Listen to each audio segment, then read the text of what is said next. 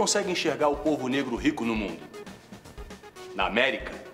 Você está dizendo que as mortes e os genocídios do povo negro é o preço do teu sucesso, é isso?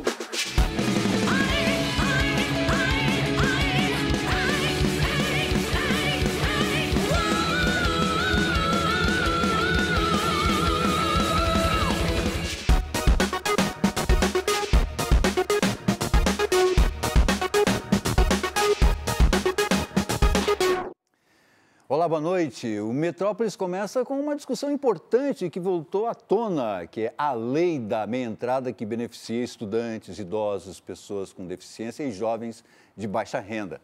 No mês passado, o presidente Jair Bolsonaro recebeu uma série de cantores sertanejos. Eles pedem, inclusive, o fim do benefício.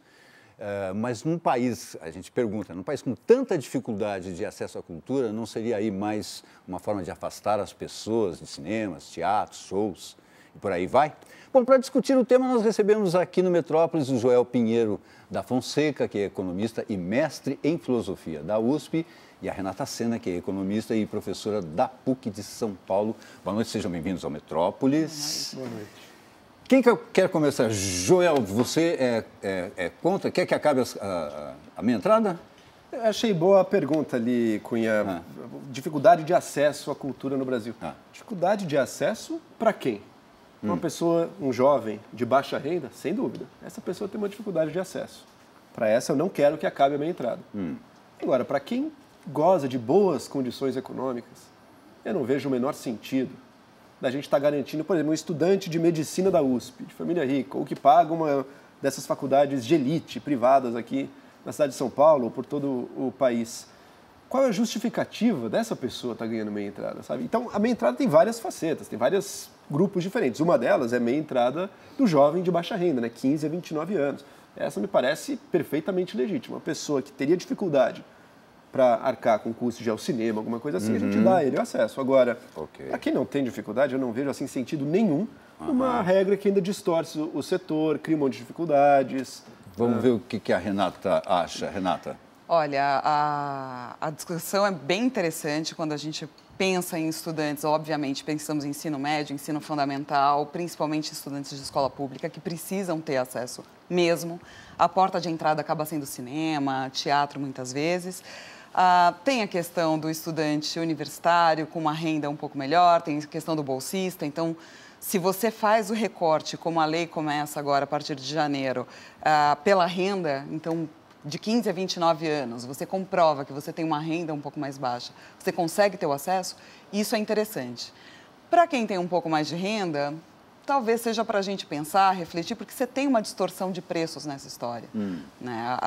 O produtor, o empresário, acaba cobrando um preço um pouco mais alto justamente para balancear os custos que ele vai ter e, consequentemente, a receita a partir daquela meia entrada que ele está cobrando. Então, quem paga inteiro acaba pagando mais para atender, para subsidiar aquele que paga meia entrada, em termos gerais. Mas você não está justificando para que seja o fim da meia entrada? Não, de forma alguma, ao contrário. Eu acredito que tem que manter a meia entrada, só que essa forma como ela é colocada hoje, que distorce, principalmente para quem tem um pouco mais de renda e tudo mais, isso pode ser revisto. Então, uma revisitação dessa lei, você direcionar melhor, de fato, para os estudantes e para a população de baixa renda, não apenas estudantes, isso é super válido e tem que ser mantido mesmo. O acesso à cultura tem que ser o mais geral possível. Claro. Né? A gente tem que atender a população como um todo, se for possível. O Estatuto do Idoso garante também meia entrada para as pessoas com mais de 60 anos. Você também acha que isso tem que ser revisto? O recorte, Cunha, tem que ser renda, né? É renda. É renda. Não é idade, não é se a pessoa estuda. Veja os estudantes. 20% apenas da população brasileira vai para o ensino superior. Né? É uma minoria, um recorte ali que já, em geral, mais privilegiado, porque o grosso ali não teve acesso. Quantas pessoas que estão trabalhando desde o fim do ensino médio e que não tem meia entrada, enquanto que o outro, que não precisa trabalhar e foi para uma universidade, uma boa universidade, digamos, está tendo acesso. Não é justo isso. A questão do idoso é a mesma coisa.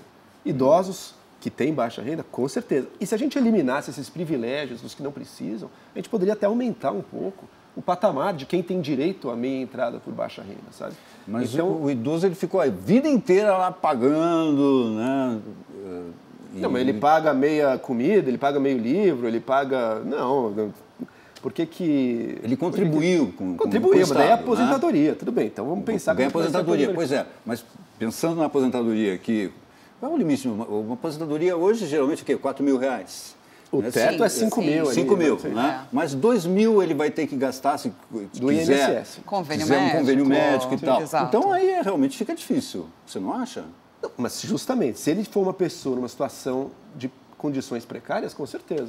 E se ele for rico? E se ele tiver bem de vida e com Mas renda? é uma minoria, Além né? de tudo, de Não, jeito quantos nenhum. ricos, Veja gente salas de muito rica no cinema da nossa... Veja salas de cinema de qualquer shopping de classe média neste país. Qualquer shopping que eu e você frequentemos. Ninguém ali estava realmente, nossa, precisando de uma ajuda para ir no cinema. Estão lotando as salas, pagando meia entrada, sem nenhuma necessidade. O que você acha, Renata? O recorte de renda é realmente importante, de fato. Quando a gente faz a pesquisa para outros países, a gente tem em Londres, por exemplo, que você tem recorte para estudantes, para idosos, para desempregados, para trabalhadores de determinados segmentos, justamente para você garantir uma amplitude do acesso. Para o idoso, eu discordo um pouco do Joel, porque eu acho que para o idoso é necessário meia entrada, sim, por conta do valor geral das aposentadorias. É claro que se a gente for pensar quem se aposenta no judiciário, por exemplo, esse aposentado não precisa da meia entrada, mas isso é minoria, como você mesmo colocou. Sim. Então, quando a gente pensa na maioria dos idosos e pensando no longo prazo, que essa população está envelhecendo e a gente já tem um recorte aí de reforma de previdência, etc. e tal, para os aposentados, eu acredito que a meia entrada tem que ser mantida assim. A gente vê muitos profissionais, 60 anos ou um pouco mais, totalmente ativos, sem precisa de auxílio, e estamos dando esse auxílio para quem não precisa. Isso é que tem que acabar no Brasil. Tem que acabar essa tal generosidade, entre aspas, mas que é generosidade com quem não precisa. E que, portanto, dá para quem não precisa o que falta a quem precisa. Vamos ser mais generosos e ajudar quem realmente precisa. Vamos focalizar melhor as políticas públicas no Brasil. O foco é social, o recorte de renda. Não é apenas por você ter uma idade, senão a gente vive com essas distorções, no qual, para fazer a ponte com a coisa da Previdência, mas então a gente está lutando por uma mudança na Previdência, tudo falando do judiciário e falar, mas os velhinhos que são tão pobres, não sei o quê. Você está usando um para defender o privilégio assim, descabido do outro, não tem nada a ver uma coisa com a outra. Pegamos um outro exemplo, shows. Shows de entrada São 600, 700 reais, a meia entrada R$1.000, a meia entrada para R$500. Para ver, sei lá, Taylor Swift no estádio. Você acha que é alguém que precisa, que tá passando necessidade, que não tem acesso à cultura, que está disposto a gastar R$500 por um show?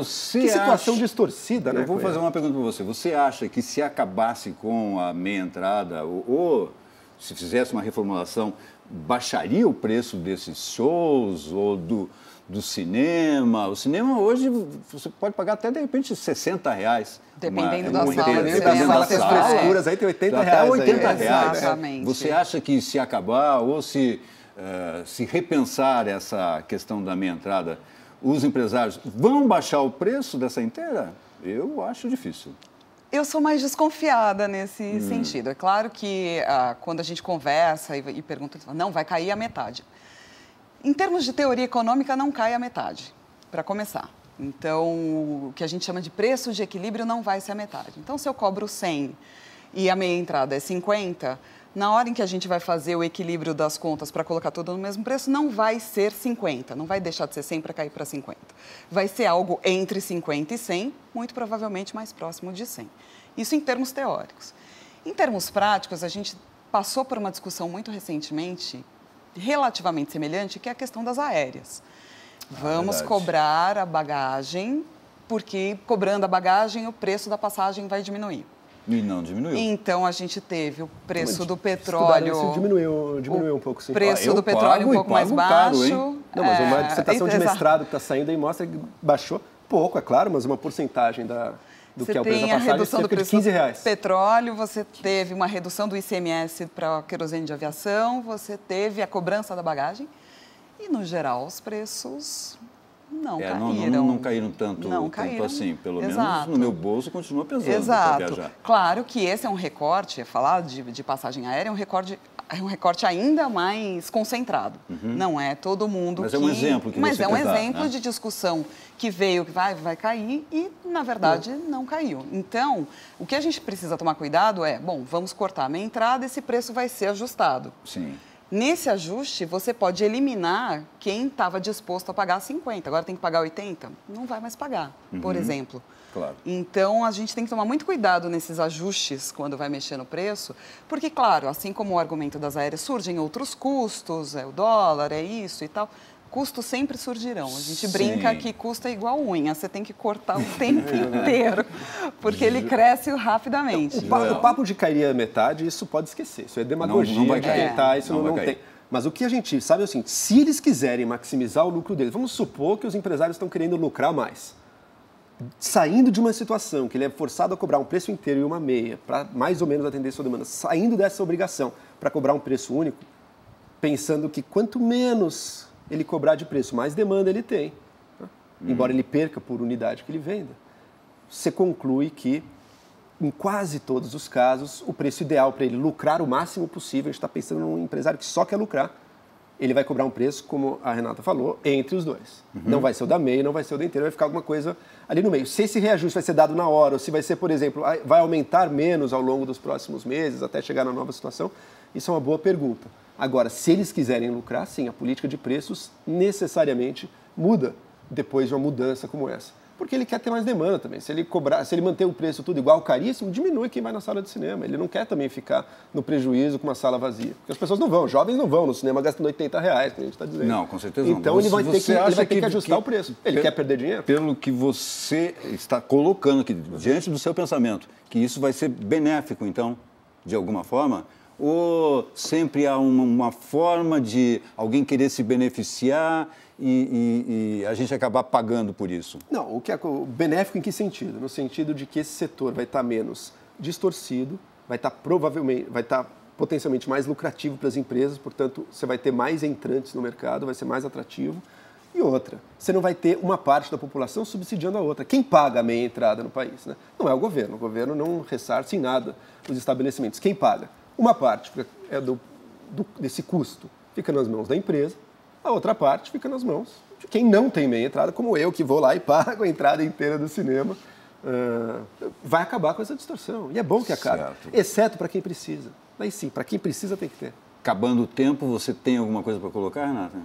Olha, eu acho que é uma discussão extremamente rica, extremamente relevante, precisa ser colocada e eu acho que é uma grande oportunidade da gente justamente ajustar e eliminar o máximo que a gente conseguir das distorções dessas leis que são aplicadas, os benefícios que são colocados, muitas vezes na hora em que a economia está um pouco mais lenta, não está crescendo tanto, e que depois na hora que você precisa tirar, você não consegue. Claro. Então, acho uma boa oportunidade para rever distorções e para rever também a política para a cultura, a política do incentivo à cultura. Com certeza. Então, eu acho uma discussão bastante oportuna nesse sentido. Então, o que é cultura, como vamos levar a cultura de fato para essa população, para quem precisa, porque é isso, uma vez que você tem uma população de baixa renda, que tem ali as suas necessidades mínimas atendidas, você entrar com cultura é muito enriquecedor. Claro. Né? E aí, como isso vai ser feito? Então, acho super oportuna essa discussão. Essa discussão só está começando. Agradeço a presença de vocês aqui no Metrópolis. A discussão vai continuar aí na sua casa também. O que você acha, se deve ou não. Tem que pensar também que tem as leis federais, as leis estaduais, as leis municipais, enfim. Muito assunto aí. Bom, depois de todo o sucesso no Oscar, o filme Parasita vai ganhar um enorme aumento de salas de exibição no Brasil. Eram 100 e a partir de amanhã serão 250, segundo a Pandora, que distribui o filme no país. Pela primeira vez, um filme sul-coreano vai chegar em várias partes do Brasil, como Amapá, interior de São Paulo, interior do Rio Grande do Sul, interior de Santa Catarina. Nos Estados Unidos, o fenômeno é semelhante. O número de cinemas que exibem o filme vai dobrar para 2.000 salas. 이게 위조나 범죄라고 생각하지 않아요? 참으로 시의적절하다. 부자들이 원래 참 잘 속아. 사모님이 뭐랄까. 풀타임으로 수업 어떻게 하시는지. Is it okay with you?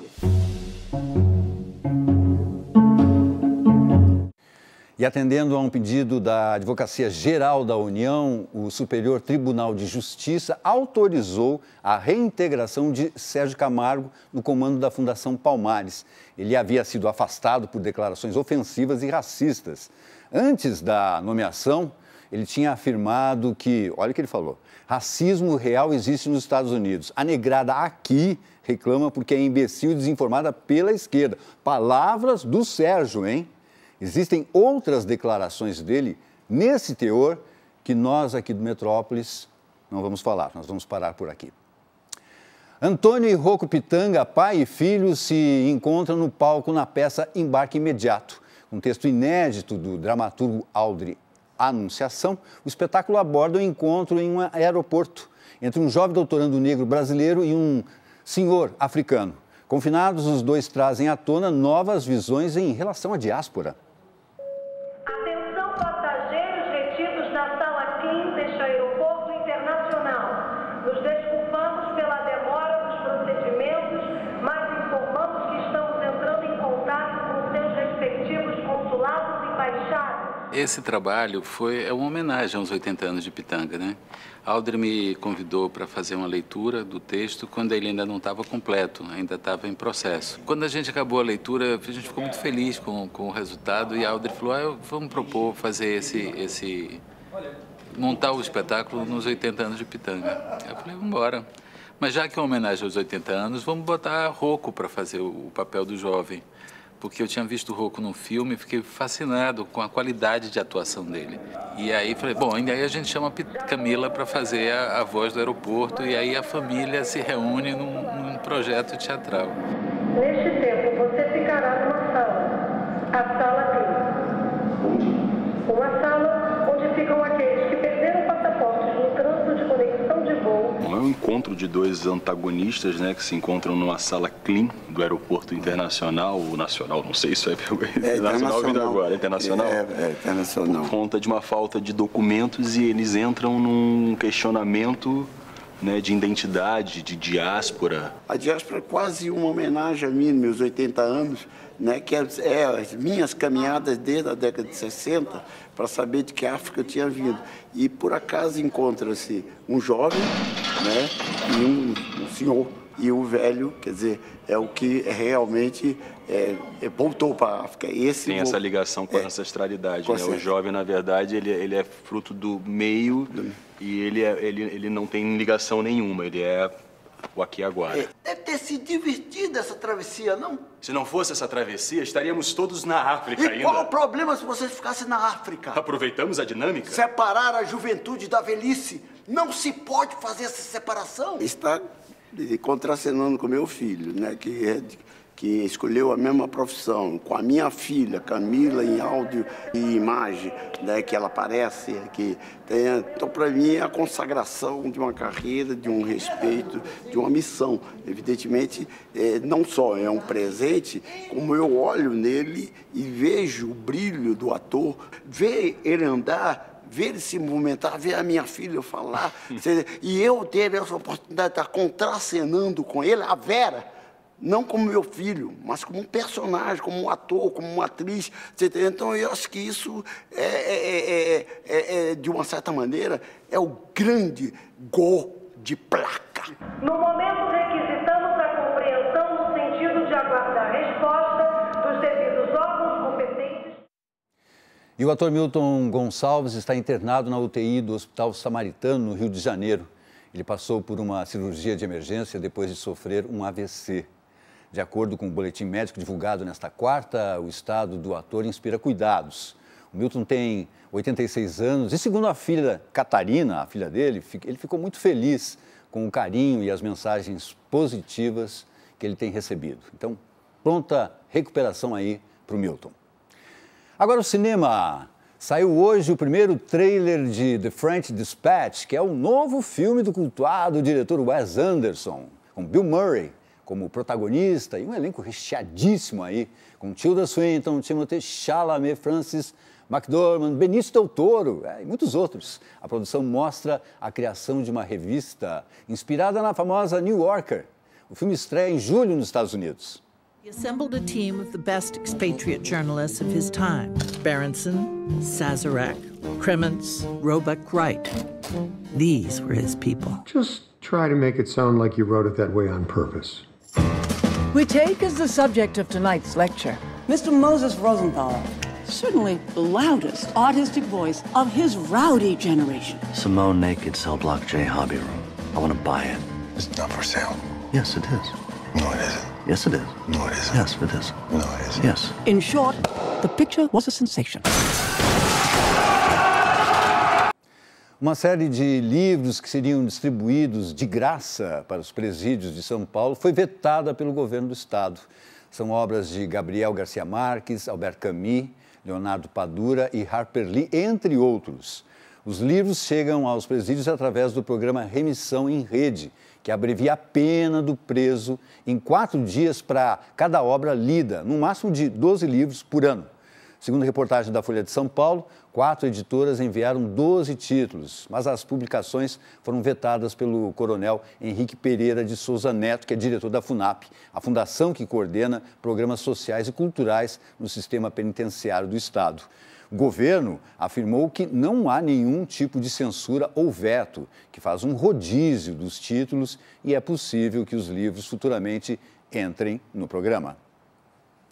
Agora, uma dica para você aí de série inspirada em fatos reais. Senhora Wilson, essa série aí conta como a vida de Alison Wilson se transforma ao descobrir, depois da morte do marido, que ele tinha outras 3 esposas. Esse é assunto para a nossa colunista Luciana Coelho. Who are you? Gladys Wilson. I'm Alex's wife. Senhora Wilson são as memórias de Alison Wilson, uma mulher que descobriu, depois da morte do marido, em 1963, que havia se casado com um bígamo mentiroso contumaz. Esse sujeito era o avô que a Ruth Wilson, atriz e neta, nunca tinha conhecido e do qual o pai dela mal falava. You've been cleared to work in intelligence, Miss McKelvey. É uma série baseada em fatos reais, é uma história toda enrolada, mas a Ruth Wilson diz que tem também ali muito de ficção. Os diretores e roteiristas optaram por se concentrar na história da Alison, em vez de se concentrar na história do Alexander, cujos arquivos até hoje o MI6 se recusa a abrir. Tem espionagem, tem roubo, tem estelionato, tem de tudo ali no meio. Foi só em 2007 que a família toda, que consistia em 4 esposas e 7 filhos, se reuniu pela primeira vez. I just never had dinner with a divorced man before.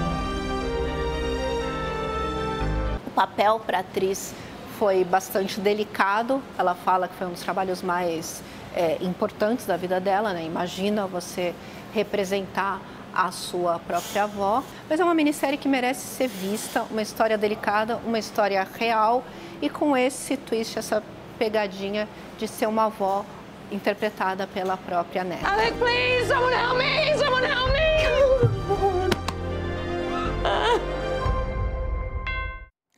Agora, já imaginou misturar axé music e heavy metal?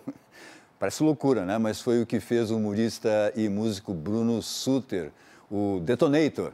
Em clima carnavalesco, ele gravou um clipe nas ruas de Salvador. Metal maneiro, então é o hit universal do carnaval metal. Para encerrar o nosso Metrópolis de hoje, então. Tchau e até amanhã.